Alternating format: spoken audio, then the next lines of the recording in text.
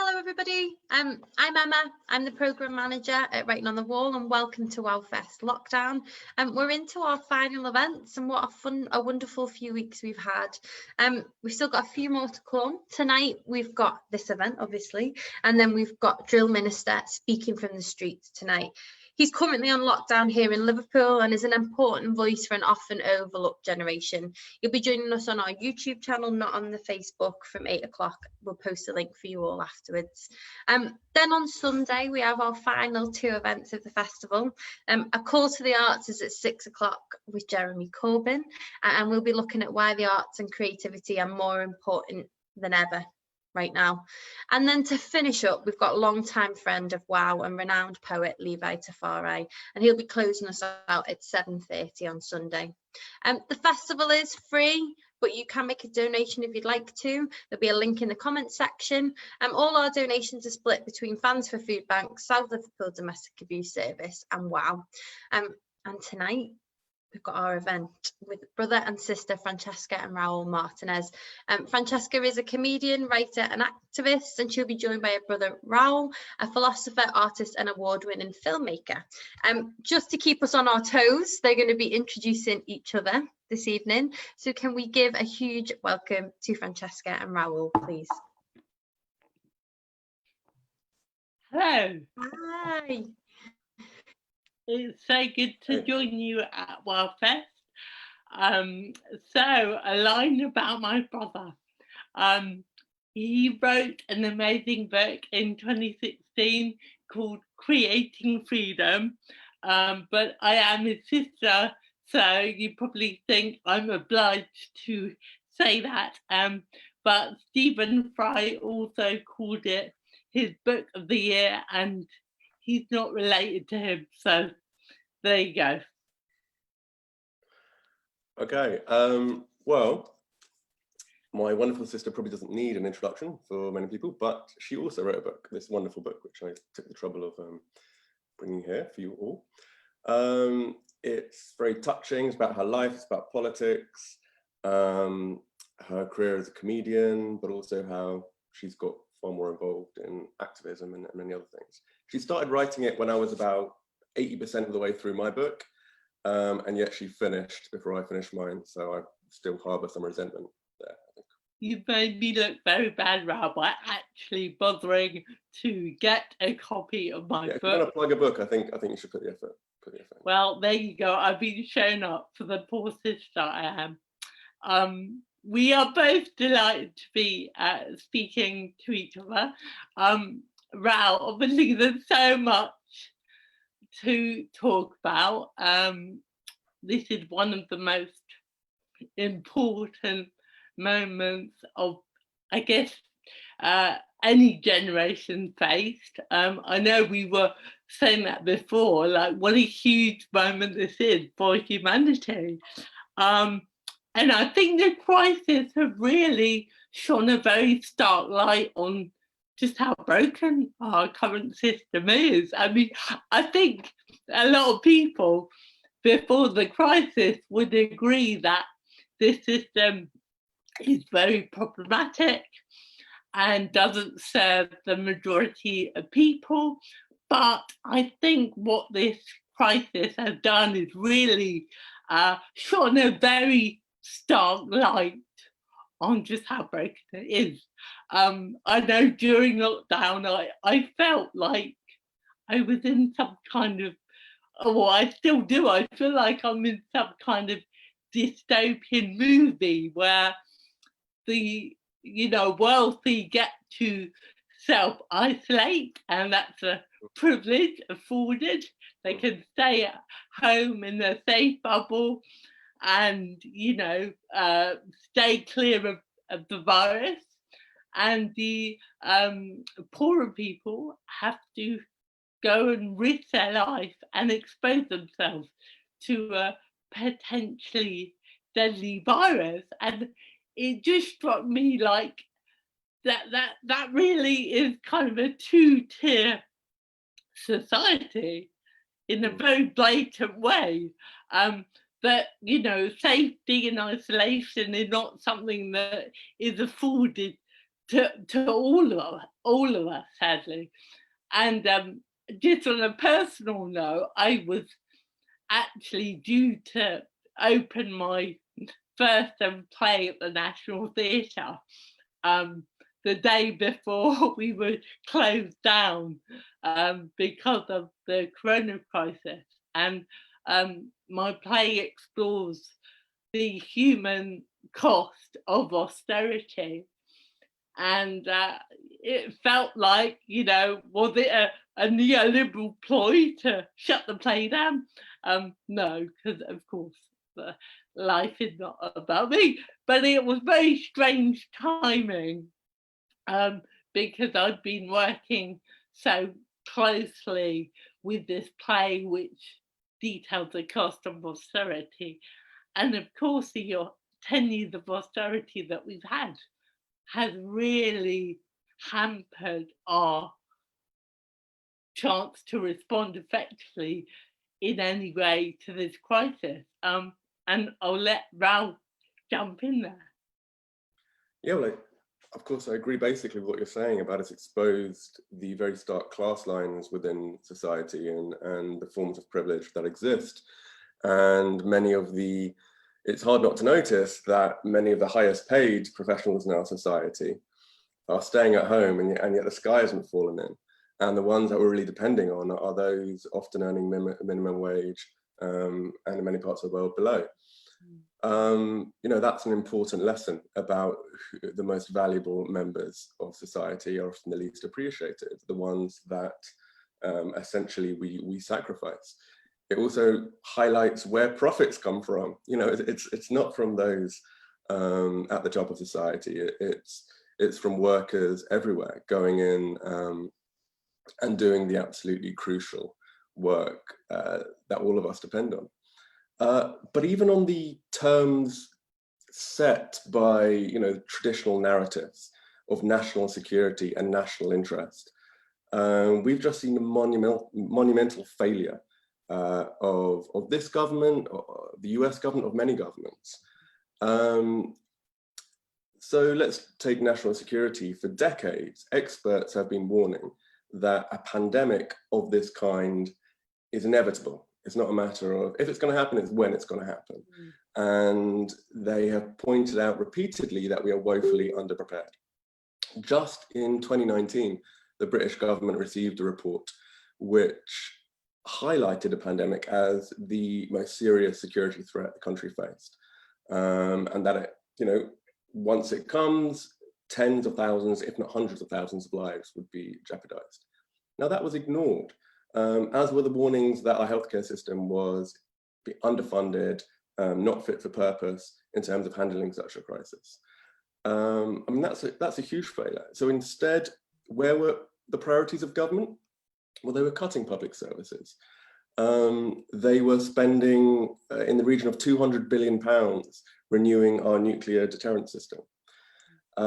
So one of the very clear things that this crisis has highlighted are just the skewed priorities. Now that's before the crisis even happened. Now, once it did kick off, once no one could deny that there was an imminent threat to society and to the lives of many, instead of reacting rationally, listening to the science, looking at the examples of other countries, there was massive delay. Why? Because after decades of neoliberalism, the last thing you want to do, according to those priorities, is shut the economy down. That is not high up on the agenda of the Conservative government or the right or the business elite. Now, the cost of just waiting a single week has been shown now, according to research in this country, to be in the region of about 75% of the death toll that we've seen. So if lockdown had been instituted just a week earlier, 75% of the deaths that have taken place would not have taken place. There are similar stats in the US where had the lockdown been pushed through 2 weeks earlier, then 80% of the deaths that they've seen wouldn't have happened. Now, interestingly, I mean, there's just the horrible tragedy of the crisis itself, all the people who've lost lives, but also, again, just from the self-interest vantage point of the governments themselves, they have created huge problems for themselves. Had they shut down early, we'd be emerging from this now, able to preserve life, to preserve economic prosperity, but that's become impossible. The government has had to make a choice now between avoiding deaths, avoiding an economic catastrophe, and finding a way to preserve the status quo. But it's left it so late that it's almost unable to achieve all three at the same time. And it seems to be that with the unwinding of the lockdown that we're seeing, that it's actually going to be health, our health, that it's going to be sacrificed. So yeah, I think that the first lesson and the most obvious illumination that has taken place is of the skewed priorities of our society for decades before the crisis, which then, of course, have informed the response in powerful and destructive ways. Well, yeah, I want to respond to that by saying that while our government's actions have been appalling, I am sadly not surprised, because I think we don't talk enough about how our parties function, like who they're funded by. We never hear any public discussion of this. But the Tory party are funded by big business, the financial sector, and private healthcare. Those are the main sources of funding. So it makes sense that they are the interest that the party represents, okay? So I think a lot of us tend to call the Tories inept. They've handled this so badly. But I'd like to throw it out there that actually, would we expect any difference? I mean, for example, take austerity. During 10 years of rampant cuts, the richest 1,000 families in Britain doubled their wealth. That's a success. Private companies like Serco are being awarded multi-million contracts right now. That is a success in their terms. So I would say that actually, when you look at their agenda and who they represent, the Tories are actually pretty good at fulfilling their objectives. I think the main problem here is the mass expectation of voters who keep voting in this party with the expectation that they will create a society that works better for everyone. There is absolutely no evidence that that is on their radar, that that is a goal they actually are interested in achieving. So, I mean, Raoul, what do you like? Do you agree that actually it's crazy to ever expect the Tory party to act in responsible, humane ways? I mean, I suppose two things to say about. One is there are points where the rational response to a crisis requires an acknowledgement that there's some overlap of interests between elites and workers and the majority of society. Every now and then this happens. And it's been the case with the pandemic. It's the case with the climate crisis. It's a case when you're about to be invaded by a foreign power. There's suddenly a significant overlap of interests. So had that overlap been recognized and had the government acted more rationally earlier on, taking the science seriously, I think they would have served their own interests better.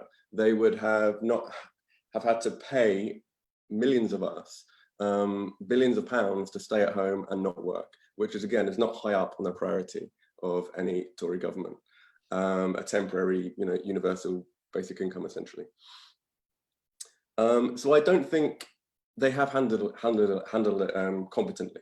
Of course, the way the system is structured, the power balance means that when crises occur, yes, it's going to be the people at the bottom of society that always pay the highest price, and those at the top tend to profit. So there's been these astounding figures coming out of the US showing that US billionaires have seen their fortunes soar by some over 400 billion since the start of the COVID crisis.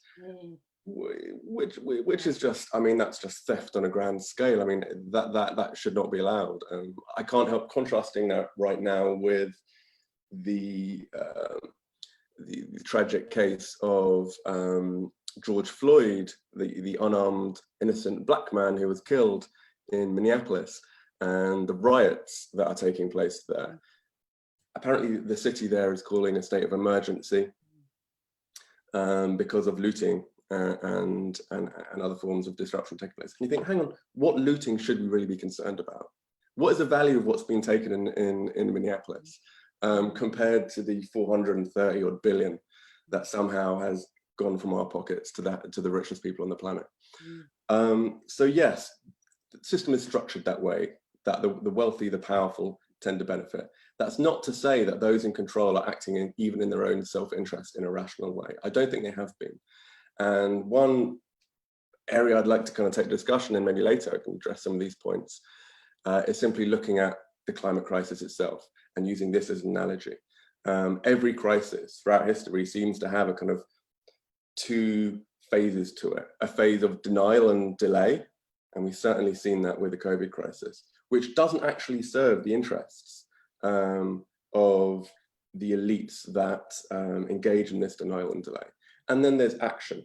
Suddenly, no longer can it be denied that action needs to take place. And then often you get a rather, a plan skewed in favor of those who already have wealth and power and necessary resistance to that plan. I think it's interesting, you mentioned there that the delay in action. Some countries, as we know, acted responsibly and quickly. Yeah. New Zealand, I think, have had a total of 22 deaths. And I find it quite ironic because there's been so many media commentators recently rightly praising Jacinda Ardern and the way she'd handled the crisis. But I also find it very frustrating because these were the same commentators who absolutely attacked Jeremy Corbyn on a daily basis and gave us a Boris Johnson government. And I think it's kind of ironic looking back to the media campaign last year, which tried to brand Corbyn's very mild democratic socialist programme as extreme and dangerous. When you look at how New Zealand have handled the crisis, and then you look at the two countries who really pursued rampant neoliberalism, the UK and the US.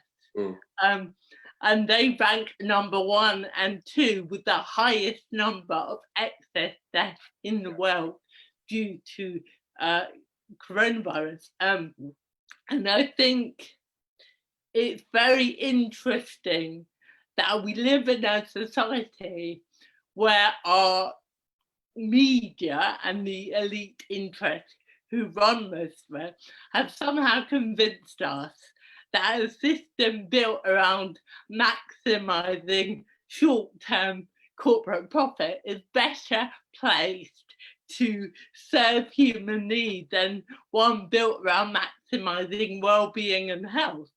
And I find that mind-boggling that so many of us have, I guess, brought the lie.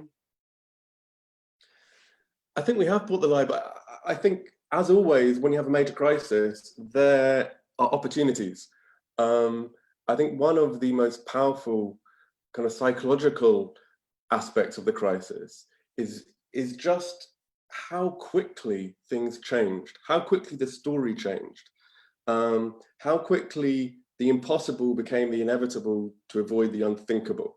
And it's shaken society up. It's shaken up our narratives about what can be done, what things are allowed and what aren't.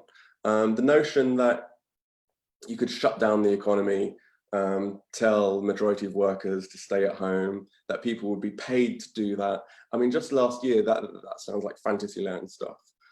So I think there's right now an opening of kind of the imaginary about what is possible, what can be done in the context of a crisis. And looking ahead, I think the fundamentally important question is, well, how do we maximize that opportunity? How do we go from here to a fairer society, to actually win the kind of changes that we need, not simply to reduce age-old inequalities, but to address the far deeper crisis, the far greater crisis, that is the ecological crisis. We have a tiny window right now, and this moment is unique in the sense that what we do is going to determine the possibilities and horizons for hundreds of generations to come. So I think it's in that context, with those kind of stakes, that we need to say, well, how do we use this as a launch pad, as a way to do something which perhaps a year ago seemed fantastical? I just want to put a question to you, Raoul, that's come through. It's a really good question, and sorry for asking you such a kind of important, profound question. No pressure to the answer. But it's how can we overcome the two-tier society during crisis? Poorer people being exposed versus richer people having the privilege of staying away from danger. So I guess, how can we address that profound inequality in this moment? Well, of course, that's one of the questions, isn't it? I mean, it's always at the heart of any progressive movement to try and understand how we reduce those inequalities of wealth, of power, of privilege. I mean, any answer must start not when the crisis begins, but before the crisis. It's all about preparation. It's all about having the PPE, the personal protective equipment, having the ventilators, having a plan for this eventuality, because it wasn't a surprise. As I said earlier, we've had decades of warning here.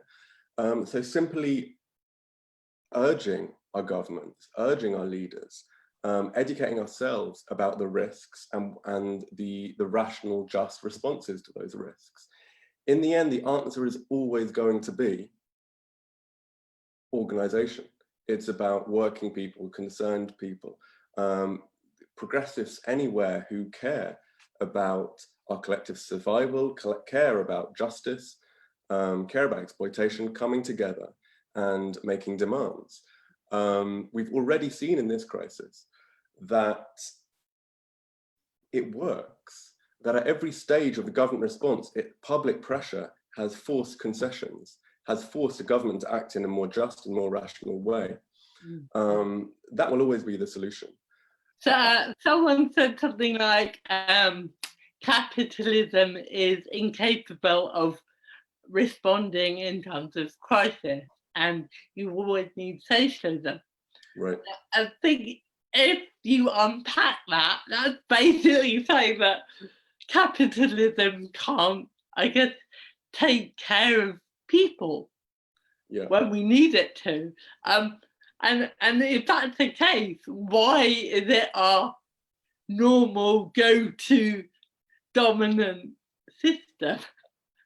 Well, that's always a great threat. And you know, it's no coincidence that it was after World War II, a period where everything had to change, where the government in the US particularly, but elsewhere, took control of the economy, where markets were jettisoned for state management, where the essential resources were rationed, taxes were increased, full employment was reached. It taught people what was possible. And so coming out of the war, people wondered, well, if we can organize the economy for the interest of the majority and in a rational manner for war, why can't we do it during peacetime? And out of that experience, we had, the welfare state, the NHS created. But just looking ahead, because I think it's an incredibly important point and a priority for us all, a massive debt mountain is on the horizon for society, for the globe, really. I think there was a study which came out which showed that the bailouts from various governments around the world comes to close to $8 trillion. So for some countries, including the US, debt levels are reaching those of the kind of proportions that we saw after World War II. Now that is going to be used by establishment forces, by the Tory government, to push through another round of austerity, harsher, more debilitating. The same arguments that we've seen for a decade are no doubt going to be rolled out once again. So we really need to prepare ourselves for that and prepare our arguments. But we also need to go much further. We're at a point in history where it's just not enough to say that we don't want austerity. We need a positive vision, a way of attending to the social injustices, but also to realize that there is no going back to a pre-crisis moment. This crisis is a small crisis within a much larger crisis. And that has to be the consciousness, that extraordinary times require extraordinary measures. And as we go forward, if that can become the dominant narrative, then people across the spectrum, as we've just seen with this crisis, as we saw in World War II, come back very radical platforms. And we're going to need a very radical platform. It can't be austerity. I want to just ask you a broader question about economics, because I think we've grown up with the narrative that economics is a neutral science and it's almost separate from politics. And certainly in the last 40 years, whoever's been in government in our country, economic policy hasn't really changed. And that isn't an accident. That's been as a result of a concerted effort to take economics out of the political realm and say it's a technical subject and it's not really something that should be up for public discussion. But I think it's really important that we start to question this narrative and realize that questions of economics should be debated by all of us. And I know many people may feel like intimidated or unable to engage in the subject, but to me, economics is the primary force that shapes our lives and is essentially about how we treat each other and who does what to whom. So what kind of changes do you think we need to see in terms of our economic system being changed to serve the needs of people and planet? Well, I completely agree with you. It's a very neat trick. It's a very effective trick to tell the majority of people that the most contentious issues about the distribution of wealth, about taxation, about production and consumption, that they are technical issues and that we have a group of experts to handle them. So don't you worry about it. You lack the expertise, you lack the knowledge of mathematics, whatever. It's just a way of moving politics away from the majority. Of course, we have to democratize these questions. They're not technical questions. They're questions of power. They're questions of class interests.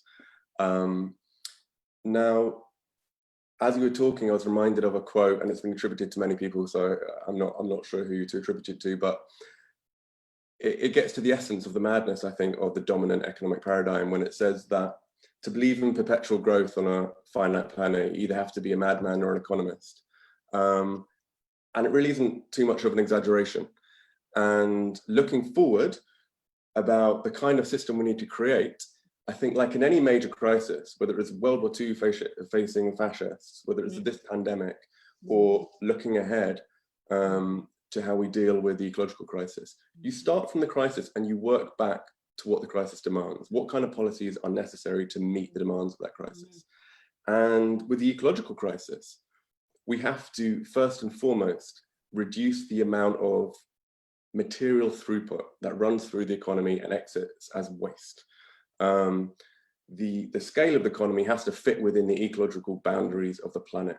So that's the first thing. Now there's a kind of decades of investment in this idea that social progress is the same as GDP rising, as economic growth. There's so much investment in this idea. And I have to say the investment spans the political spectrum. Yes, it's on the right, but it's also on much of the left. And as we look at how to recover from the mountain of debt that this pandemic has created, there is a risk that both the left and right will say, ultimately, the solution is growth. Now, the right will argue the way to achieve growth is austerity. We need to make cuts to increase confidence in entrepreneurs and investors, and that will, in time, kickstart everything. It's nonsense. It never works, and austerity has never worked, and most economists know this, and historians know this, but that's what they're going to say. But then the left says, well, we agree we need growth, but we need a stimulus. We need actually more spending to achieve this growth. Now, as it happens, we do need a kind of a Green New Deal of sorts, so we need some kind of green stimulus, but that can't be a perpetual solution. There has to actually be a more radical reconfiguration of the economy, which reduces many parts of it, the scale of many parts of it. So why can I jump in there and just a question to you that is very much relevant to what you're talking about. The question is, a positive vision with a solution for our planet to counter climate change is critical. What radical vision and actions should we put forward? So if you could maybe think of, I don't know, 2 or 3 possible ideas that you think would really make a difference, that would be really great. Yeah, well, there are a whole bunch, and I like to package it in what I call a degrowth framework, because I think that has to be the starting point. You can't negotiate with the limits of nature. But then within that, you have to achieve something else, which is to meet the needs of human beings, to allow human beings to live dignified, fulfilled lives. There was a study done quite recently by an ecological economist called Dan O'Neill that showed that tried to work out how many countries in the world managed to meet minimum social welfare indicators without trespassing ecological boundaries. What they found was not a single country on the planet achieves this. And the higher the social achievements were, the more ecological boundaries were trespassed. The country that came closest was Vietnam, but wealthy countries like our own and the US just pretty much went past every single ecological boundary.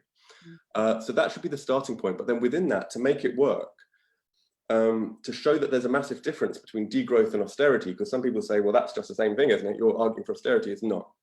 Austerity is a logic within our current system. To make degrowth work, you need a massive redistribution of wealth. So coming out of this crisis, when the debt mountain is used to argue for austerity, we need to argue for a massive wealth tax. We need to argue for debt cancellation. We need to argue for the Bank of England to buy up the debt, which would essentially make the government indebted to itself, which is not such a serious problem. And then beyond that, unpack what you mean by degrowth. Like, what does that mean in real words for people who maybe aren't familiar with that idea? Yeah, well, it just starts from the science, which says that there are a number of planetary boundaries. I think about 9 have been identified, and that already our civilization has gone past 4 of them, has exceeded 4 of them, and simply exceeding 1 can lead to catastrophic outcomes for humanity. The outcomes aren't felt evenly across society. It's often those least responsible and least equipped to defend themselves that are going to be hit hardest. But ultimately, we're talking about the collapse of civilization as a whole, perhaps within our lifetimes, within a century. This is no longer kind of fantastical talk. I mean, this is just a horrible place that we find ourselves in. So what it means is consuming less. It means that using less resources, getting more value from less resources. Now, because of the amount of waste within capitalism, this is possible. It's possible to increase the quality of life for many people while reducing the overall consumption. When you consider the amount of how concentrated wealth is in society. So to make degrowth work without causing misery, you have to introduce things like a universal basic income. You have to extend basic services. So it's called universal basic services. So instead of just healthcare, you can say, well, everyone has a right to a home, for instance. There have been some experiments with UBI, hasn't there? Yeah. Around the world, and they've yielded pretty positive results and quite unexpected ones. I think I was reading about one in a region in India where they introduced universal basic income, and among other things, they saw a real decrease in domestic violence, which I guess says a lot about the stresses and pressures caused by economic pressure. So is it fair to say that these experiments have been quite positive? Yeah, absolutely. I mean, there's one done in Finland which had mixed results, but in terms of the impact on people's welfare, well-being, psychological health, it was unequivocal. It was hugely positive. But we have to prepare ourselves for the end of economic growth and the challenges that automation and other forces are going to create. So one of the solutions to that, I mean, you know, how will people survive if there is degrowth? Doesn't that mean there's going to be less work, etc., etc.? Yes. Well, there are 2 answers to that. One is you want to increase, for example, things like care work, which you can label a kind of a form of green work, you know, sustainable work. We want more care work in society. So it's extremely useful and it's low carbon. But then there's also the proposal, which I think in New Zealand they're taking seriously, which is a 4-day week, which you can actually increase employment by reducing the number of days that people work. And there have been lots of studies that show that by reducing the number of days people work, productivity increases, mental health increases, improves, and all kinds of things. So this kind of package, this suite of policies are within the degrowth framework and constitute a more radical reconfiguration of the economy that I think we have to begin arguing for beyond simply an end to austerity. And the right are very good at kind of casting doubt and discrediting these policies. But as you just mentioned, fewer working hours, fewer working days result in higher productivity. So just on a purely kind of economic measure, it's a rational way to go. Can I just put this to you? Someone just wrote, today the Spanish government approved UBI of sorts, which is quite an amazing development. And they've written, in my mind, this is a huge step forward in terms of guaranteeing basic social human rights. What are the chances of us seeing this in the UK? Now, we've had talked about this very recently, haven't we? Sure. Saying that the British government are so scared of anything like this because it basically promotes the notion that every human being is equal. We all have an equal right to, you know, basic standard of living, and no one should go hungry or live in poverty. But we were even talking about the self-employed grant scheme that was given out recently to people. We were wondering why it wasn't just a set amount for everyone, because obviously rather than a percentage of previously done.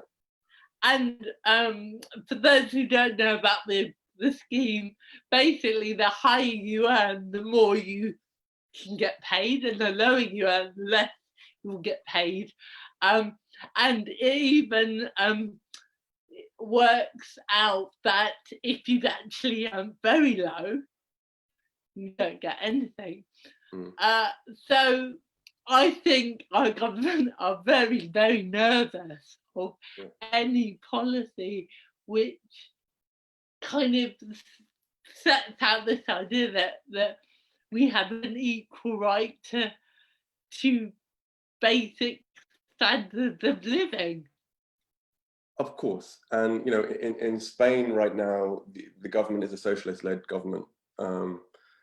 So they're proposing for a basic income, and I didn't know about the basic services, but you know, it's more understandable.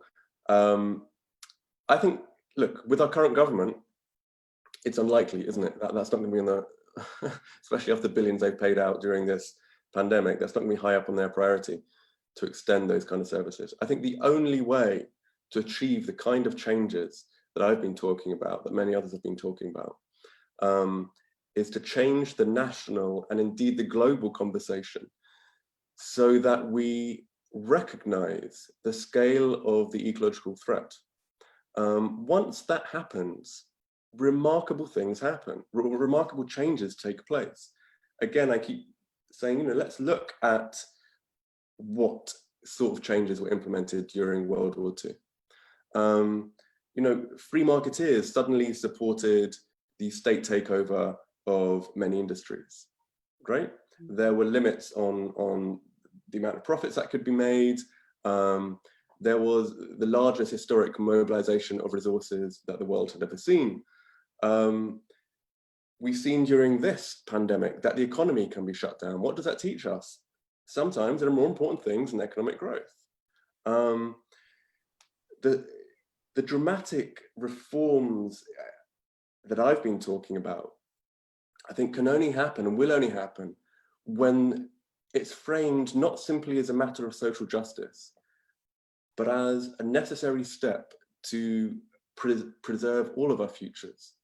Because it is, whether they recognize it or not, it's in the interests of everyone on this planet in the midterm to begin transforming our economy.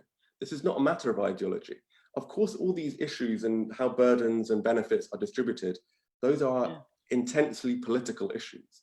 But there's another way of looking at the crisis and say, look, in a sense, it transcends politics. Because if we continue on the path we're on, the very conditions for politics to continue, the kind of debates that we're having now, are going to be jeopardized. The conditions for civilization will be jeopardized. So I think that kind of framing to bring in centrists, to even bring in some of the soft right into an understanding that, look, you may be pro-capitalist in normal times, but these are not normal times. If you accepted it during World War II, if you accepted it during the pandemic, it's simply rational. It's in our collective interests as a species, a civilization, and a nation to reconfigure our economy. You're basically saying depoliticize the issue. So if there was an asteroid heading towards Earth, wanting to tackle that and find a solution would not be labeled political. It would just be a matter of survival. And so are you suggesting that we need to recalibrate how we view climate change and the solutions it requires from a kind of political left green issue to a global, I guess, war effort? I think so. The left has to carry on making the arguments for justice, because in any crisis, there are kind of two steps. What do we need to do to address the crisis itself? And then how do we distribute the burdens and benefits of the response? And if the left isn't pushing very hard for a response that safeguards the interests of the majority, then those interests are going to get trampled on. But that's not the only perspective. There is another perspective, which is, first of all, we need to work back from the demands of the crisis to a viable, rational response. We haven't even got that far. We haven't got out of the denial and delay phase. So I think a lot of the campaigning has to be couched in those terms. And I think there's large segments of society that might be more amenable to accepting the kind of dramatic changes that we're talking about: redistribution of wealth, democratic takeover of the workplace, reduction in the scale of the economy, if it's couched in terms of our collective survival, the survival of the state, the national interest, the global interest depends on this. In some fundamental ways, it does transcend the left-right binary. So let me put it to you. Poll after poll show many, many voters as holding what we would label left-wing views. Yeah. This is the case for the whole world. So when you poll people on issues, they want high public spending, they want fully funded healthcare, they want our teachers to be paid fairly, our nurses to be paid fairly, they want action on the environment, they want society to function in a way, I guess you could describe as caring. And that is incredibly popular. And I think it's very frustrating because there's often very little correlation between how someone votes and their support for those common sense policies.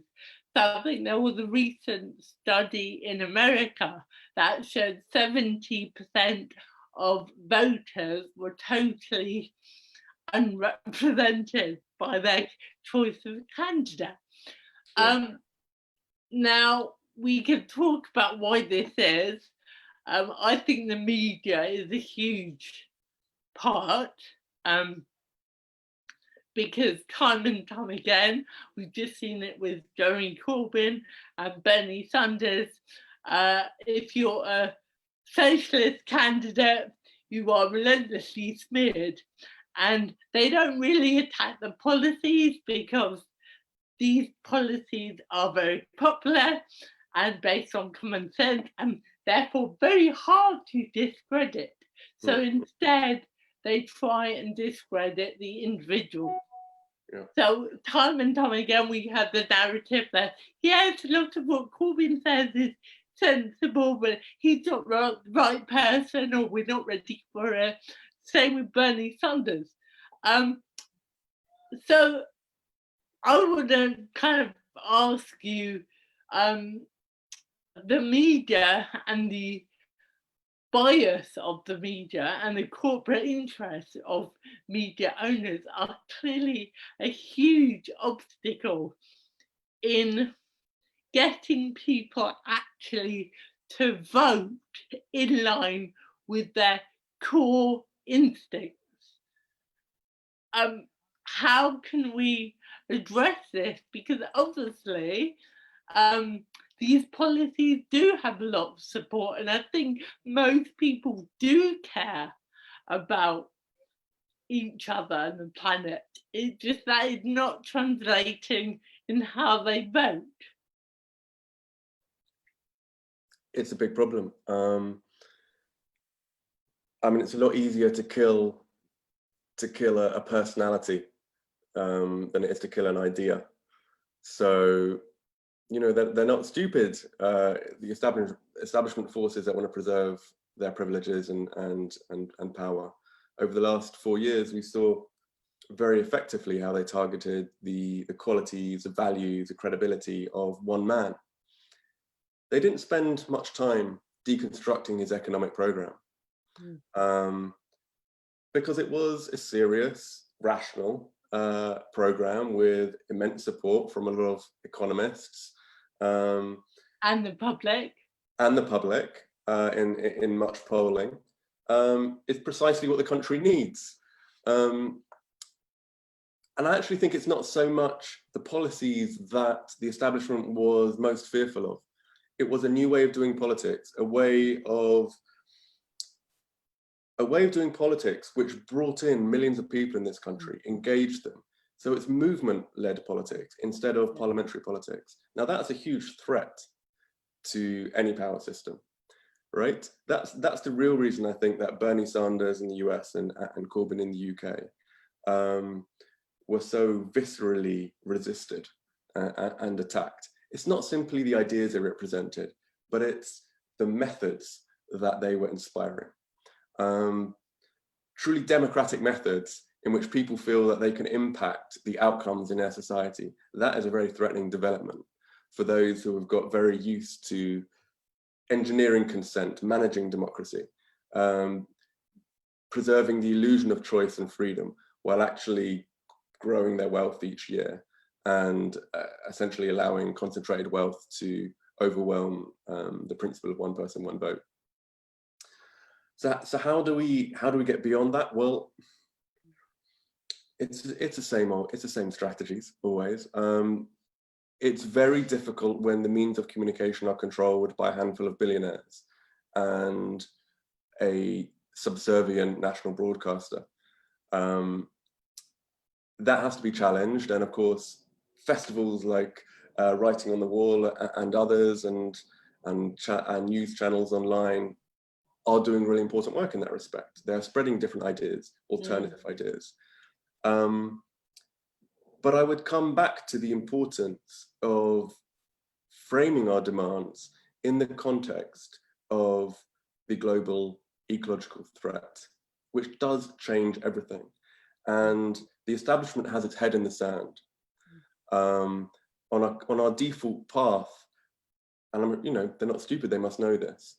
The threat is going to cause a reduction in essential resources across the planet, which is going to be fertile soil for authoritarian politics, who say, don't worry, I'm going to look after you. And we've already seen this with the caging of children in the US, hatred directed at immigrants, the building of walls. This is preparation. This is, although their head is in the sand in terms of addressing the crisis, they're understanding that the tools of politics and tools of technology can ensure that we suffer last. Our in-group, our nation, our race, whatever, will suffer last. We're going to try and put the burdens of the crisis on others. Yeah, I think there's huge scope, because of our shared collective interest in addressing this crisis, for getting people who don't regard themselves as radical, regard themselves as socialist, to endorse dramatic changes to our economy, which will necessitate redistribution as well. For decades, I just make the point, growth has been used as a way to excuse inequality. Growth has been a substitute for inequality, according to many of the world's economists. Well, if we can't have growth anymore, then equality has to be a substitute for growth. That's not even a political position, it's simply a strategic position once you understand the scale of the threat that we're facing.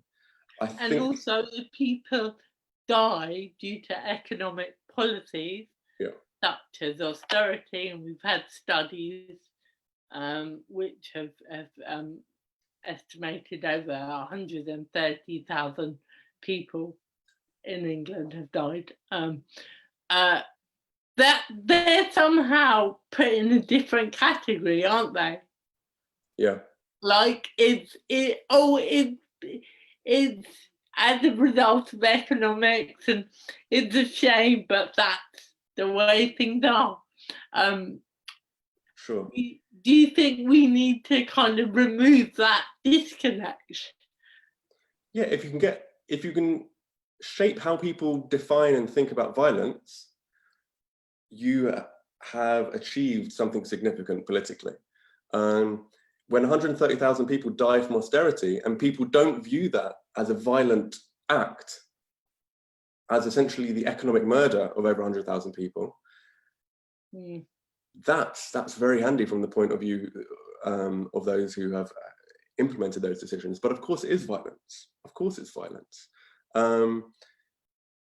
But just in terms of what we can do, because I know, that was part of the focus of today's discussion, and it's what we all want to know. I mean, there's increasing pressure and increasing momentum for strikes, for rent strikes, for workers refusing to go into work because it's unsafe. But also mortgage strike. Sorry, go on. We've got schools due to open on Monday, and there's a huge movement saying no, it's not safe yet. No, exactly.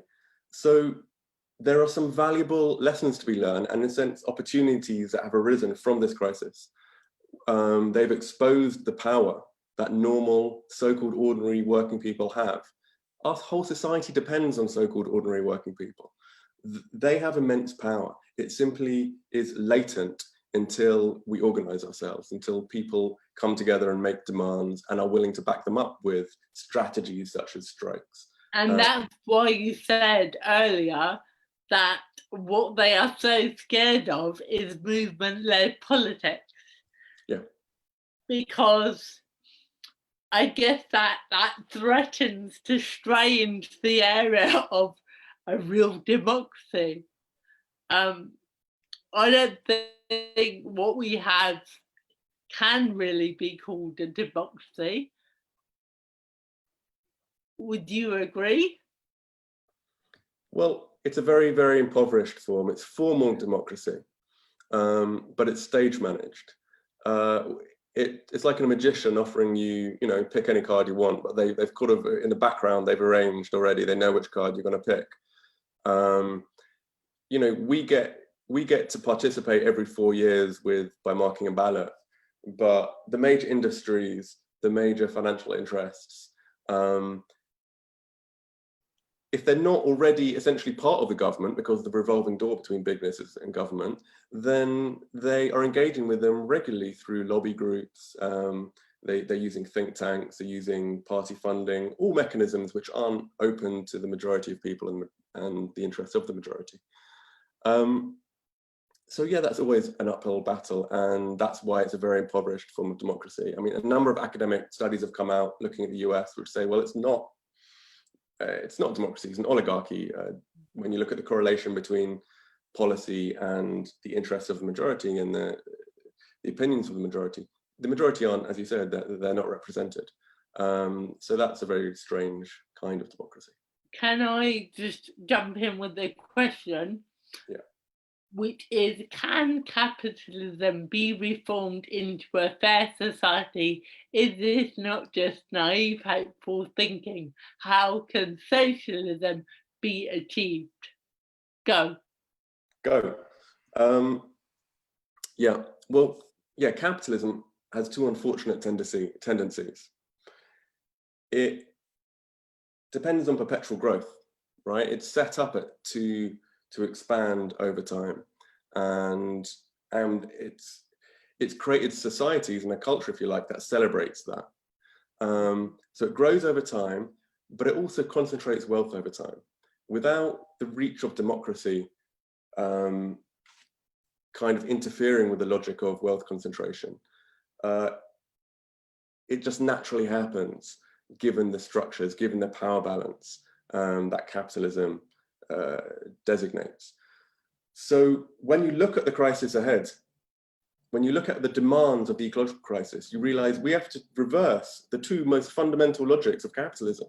We have to reverse expansion and actually have degrowth. We have to reverse the concentration of wealth and actually redistribute wealth. Wherever you are on the political spectrum, literally wherever you are, if you are rational enough to recognize a threat of the ecological crisis, you ought to be supporting the reversing of those two logics, at least temporarily for a few decades, until the situation is under control and we emerge differently. So can we reform capitalism? That logic has to be, the logic of capitalism cannot be the dominant logic of civilization. It will lead to the demise of the majority of humanity. So in that sense, no, that has to be transformed. There has to be a rational management of resources. For me, because of the threat that's kind of transcended even ideology and is simply working back from what the science dictates. That doesn't mean to say that there's no room for markets anywhere, no room for the profit motive anywhere, but it does require a massive kind of reconfiguration of the global economy. What I struggle with a lot is that the information is out there, the science is very clear. A lot of our politicians are intelligent people. They can very readily and easily access information which says we have maybe 5 to 10 years left to drastically change society if we are going to have even a small chance of avoiding runaway climate change. So I'm baffled by the number of politicians who don't seem to be that interested or bothered about the climate issue.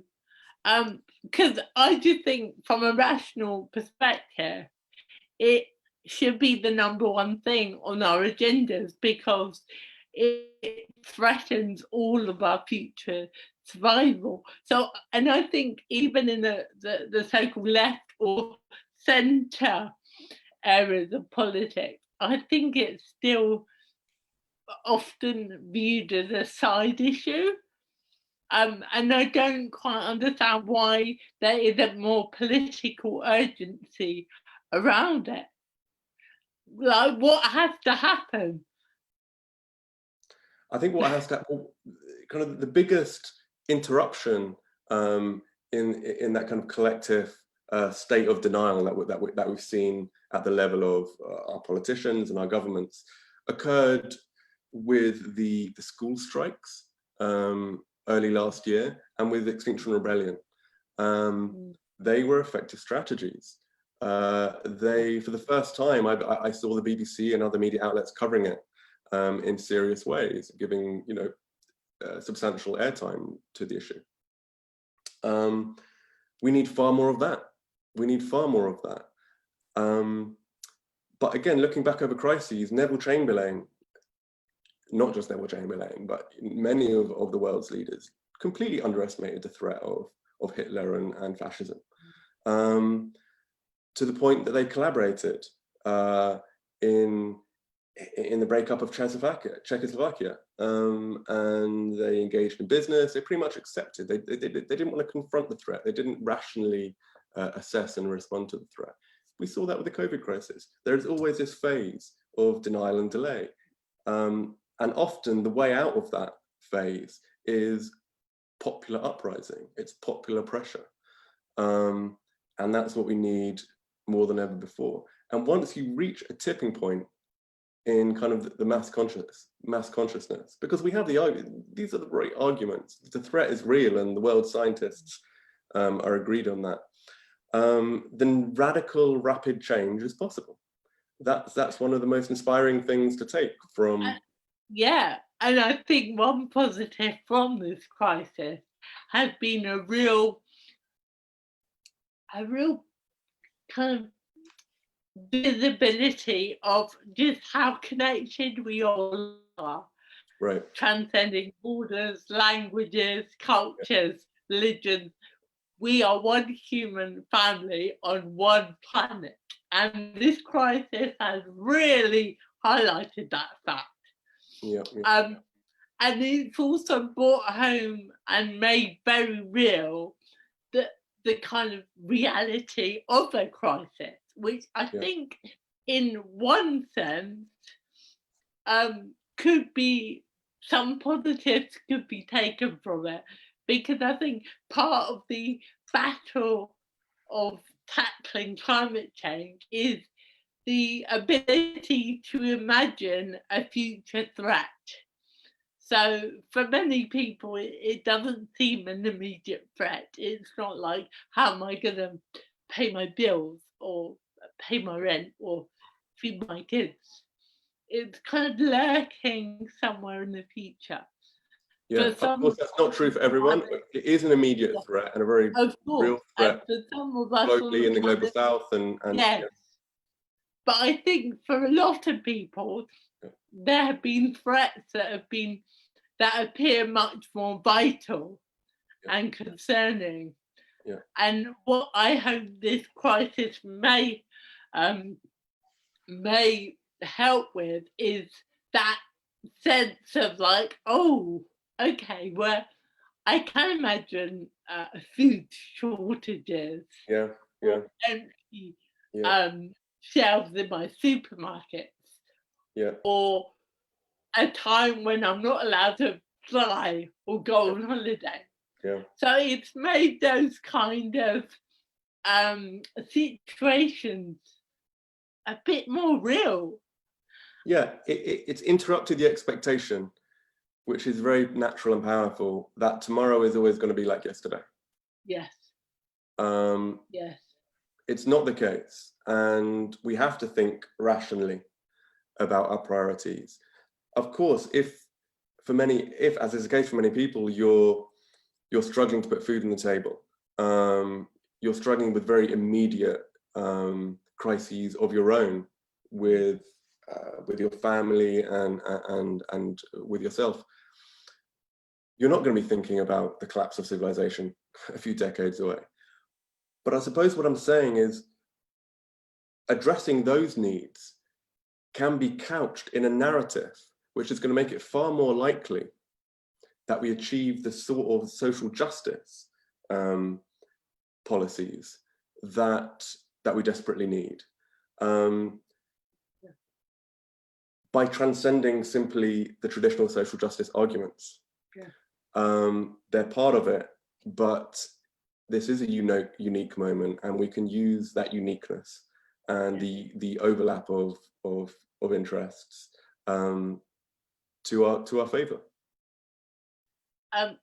Someone just asked, someone claimed movement-based politics make bigger, better changes. Do you agree? Almost always, yeah. I mean, it's people pushing for changes, demanding changes, holding back their contribution upon which society depends, that forces the sort of changes we need. Of course, the strategies over time change, depending on the moment, the demands of the moment, the technologies available, the size of a movement and all this. And I think you have to be creative and flexible as we go. But if there are going to be big changes, it's going to happen when many people get together and demand them on the streets, through striking, through changing the narrative at every opportunity. If we lose control of the narrative, then what you end up with is many people whose hearts are in the right place, supporting policies which are against their own interests and against the collective interests. That's why so much of politics is about controlling that narrative. It's about educating each other and ourselves, and putting forward the rational, humane perspectives that are so urgently needed. Do you think now we no longer have Jeremy Corbyn as a Labour leader? Do you think our focus should be on extra parliamentary politics, mass movements, external pressure,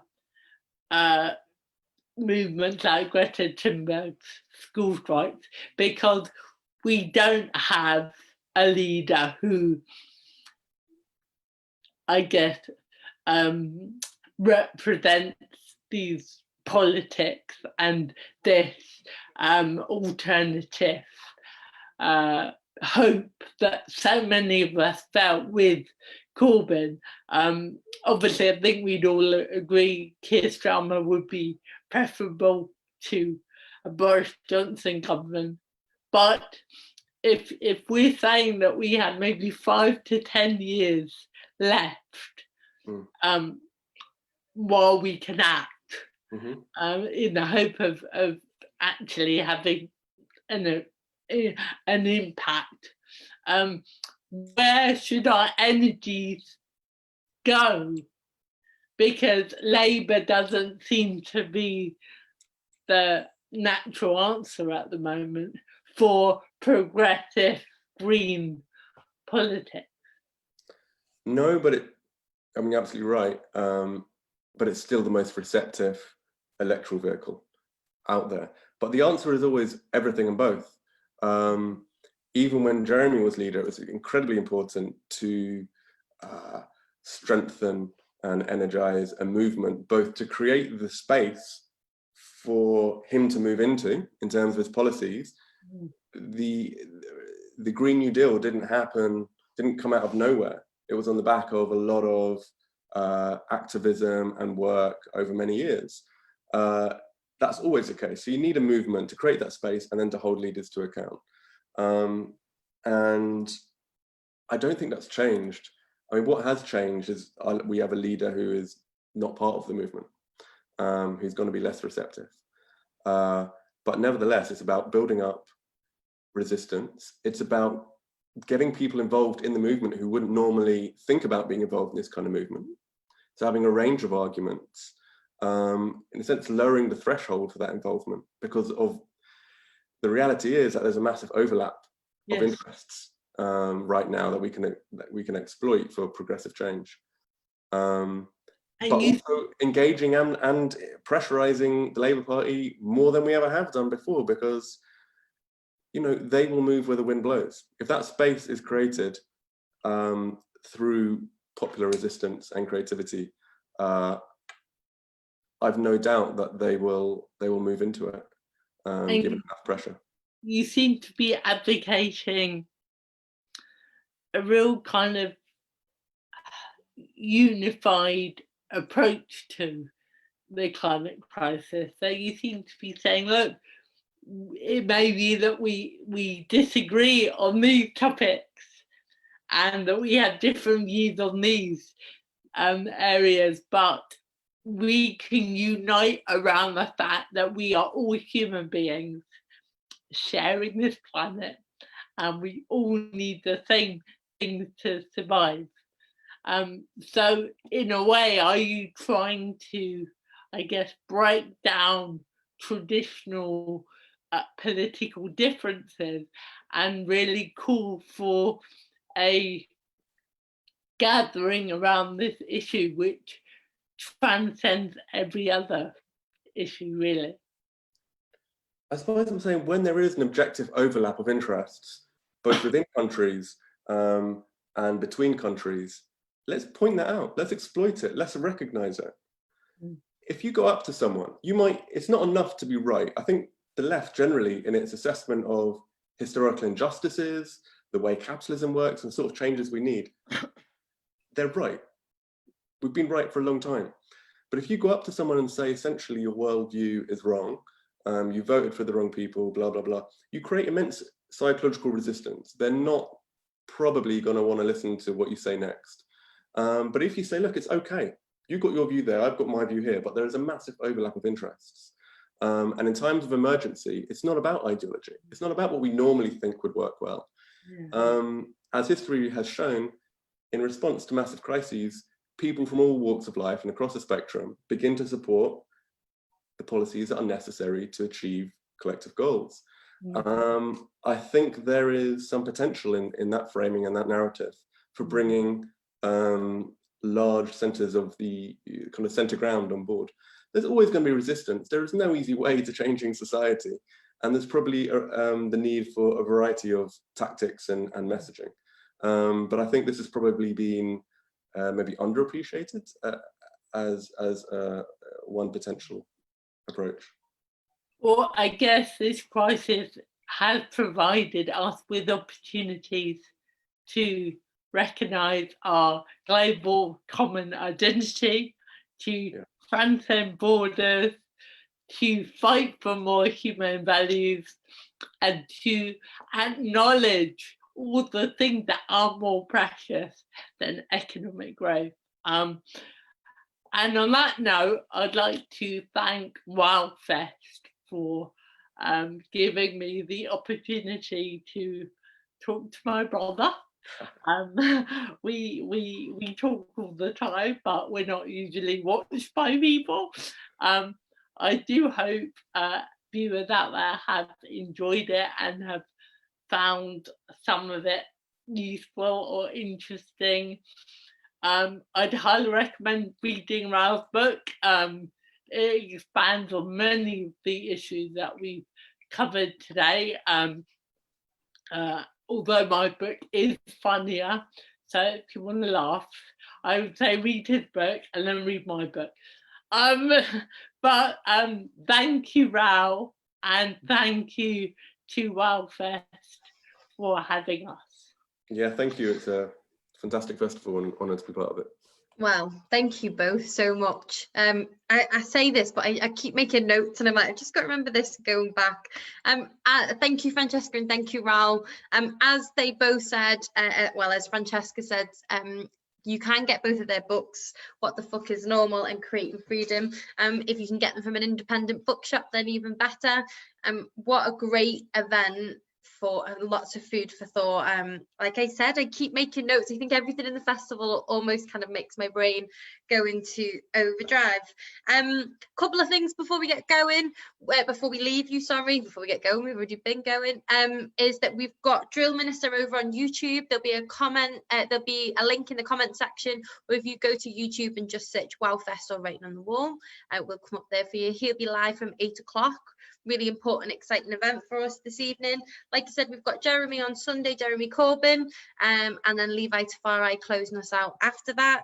I need to take a special moment to thank all of our funders and our sponsors, which are Arts Council England, Liverpool City Council, Institute for Creative Enterprise at Edge Hill, Liverpool John Moores University, and Unison Northwest. I remembered them all. You can give us some feedback on the event. There'll be a feedback form, a link again in our comment section. That would be great. We really rely on your feedback to kind of structure our events and our festival going forward. If you've liked the event, please share it. All of our events are still up on Facebook, and then we'll be going over to our YouTube channel once we've got the chance to kind of catch up with ourselves. So share them and let people know what you thought of them. That's it from us. Like I said, a couple more events yet. Make sure to tune in at 8 o'clock. I hope you're all safe. I've been Emma. This has been WoWFEST Lockdown. Thanks a lot.